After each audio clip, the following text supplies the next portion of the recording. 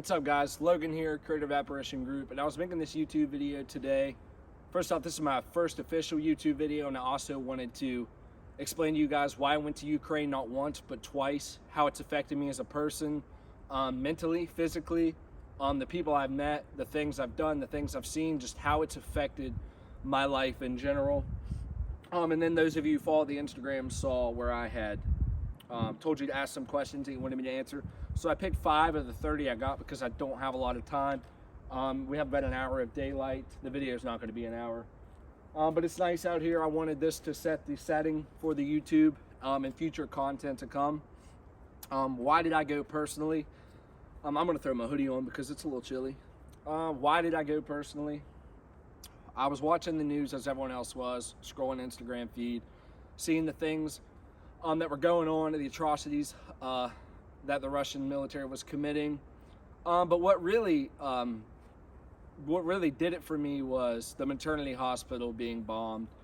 That sent me off, in the maternity hospital in Mariupol. That really set me off to where I decided that, hey, I'm going. I told my boss, all my supervisors, like, hey, I'm going. And they were extremely supportive the first time around and the second time around. Everyone was very supportive. That's what really sparked me to go. And then we'll start basing off the questions that I've been asked. So, what was the most interesting part of going to Ukraine? The most interesting part for me was not only getting to experience that culture, but getting to experience it in wartime and seeing how grateful and how gracious and kind the Ukrainians still are, even while going through an invasion. They housed us well, fed us well. Their morale is extremely high. That's another thing that was very impressive to me about the Ukrainians, was the morale was insane. They were always happy, singing, eager to learn, eager to train. No matter what it was, they were eager to do it, and they were proud to do it, regardless of if they had law enforcement or military background prior. It was just insane to me. They're very strong people, and I'm proud to call the Ukrainians my brothers and sisters. Number 2, what were my expectations of Ukraine, and how do they compare to, how does it compare to the reality of the situation? I didn't really have any expectations going. I just know what I saw online, like most people. Unless you go over there and see it firsthand, you're not really going to understand the reality of the situation and the death, and how terrible it is in certain aspects and situations. Like a lot of the guys, especially the territorial defense guys I worked with, shout out to all you guys. I miss you guys, and I can't wait to see you guys again. They were buying their own gear. They didn't have plates. A lot of them didn't have kit, a helmet, and a lot of the weapons were not up to standard to fight a war of this magnitude.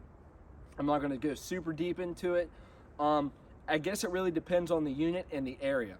Some units have a lot more funding. Some units have no funding at all. So some units are better equipped than other units. That's a big part of what Apparition Group is getting the eyes on this conflict and future conflicts to come, but getting the Ukrainians what they need when they need it. And any way we can help do that, we want to help. And we're always looking to help out smaller groups like ours that are growing, that want to do these same things. Shout out to a treaties group.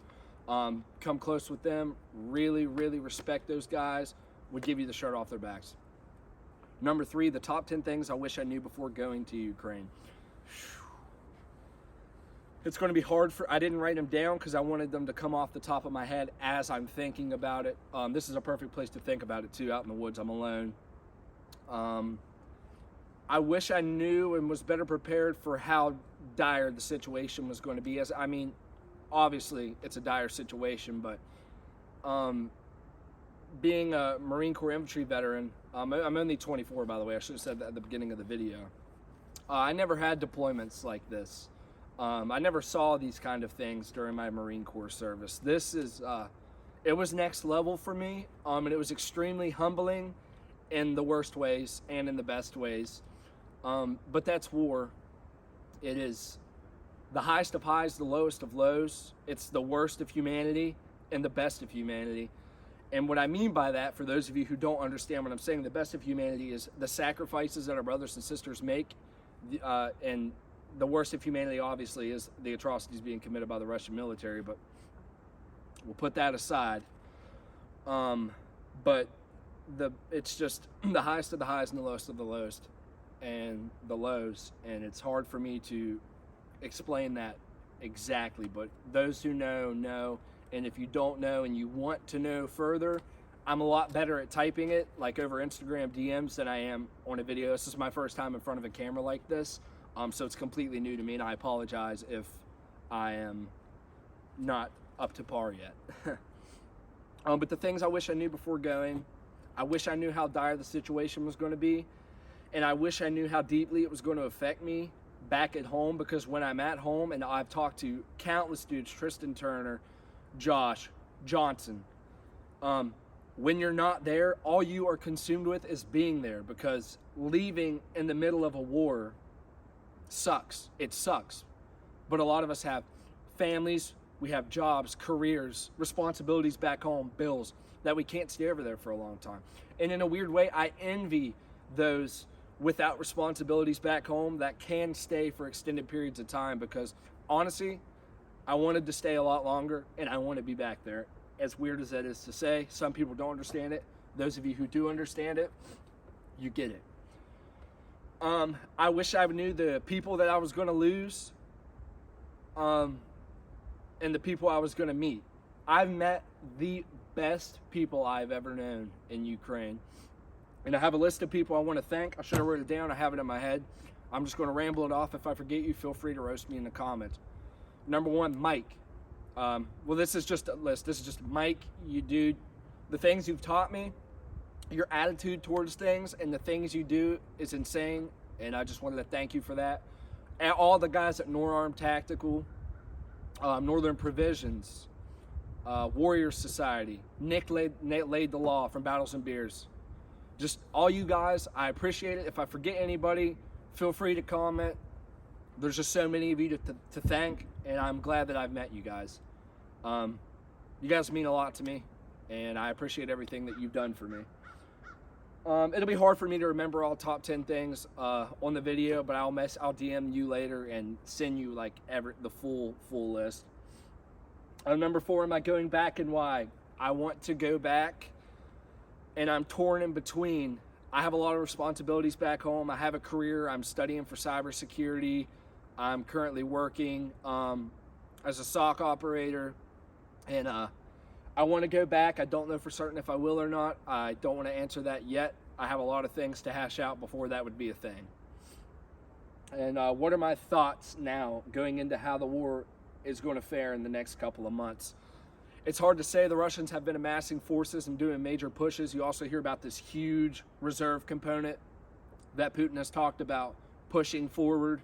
I think it's 300 or 500,000. I'm not a professional war analyst, and I can't predict the future.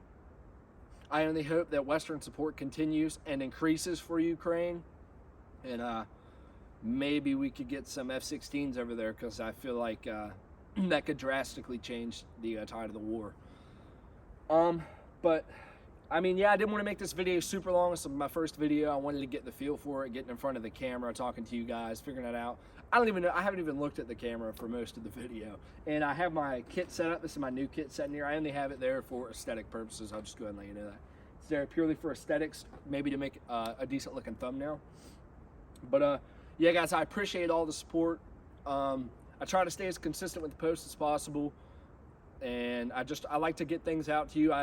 The newest instructional post on the influence of drones into infantry patrols and the way things are now.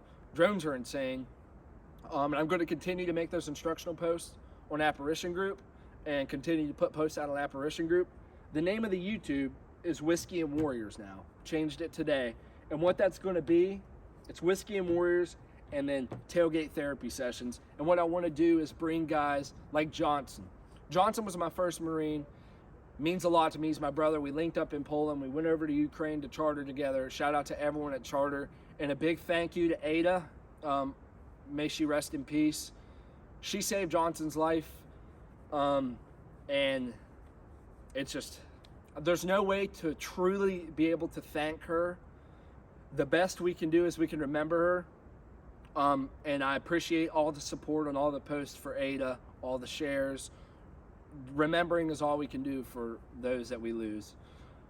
And it's hard for me to describe the way that makes me feel, and I'm sorry for that. I'm glad you guys get to see it on camera, though. It's hard for me to dwell super deep into it, but just know that I appreciate the support, guys, and it means a lot to me. But Whiskey with Warriors, what we're trying to do is we're trying to get dudes out like Johnson. I would like Johnson to be the first episode.